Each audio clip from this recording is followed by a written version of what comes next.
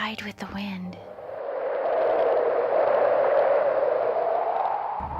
I'm Giles at Desert Wind Harley-Davidson, and this is our bike of the week. Got a beautiful 2018 lowrider in wicked red. It's only 545 miles on it.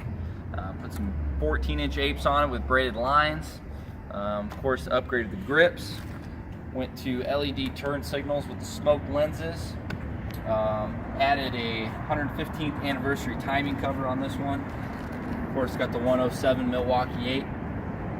Upgraded the tail light and the rear turn signals with LEDs and smoke lenses as well. We got a Harley-Davidson 1 primary cover. Everything else is pretty much stock. Basically a brand new bike, but of course it's pre-owned. So you're saving a little bit there. Come down here this week and see me, Giles, at Desert Wind Harley-Davidson. We'll get you on the bike of the week. Desert Wind Harley-Davidson.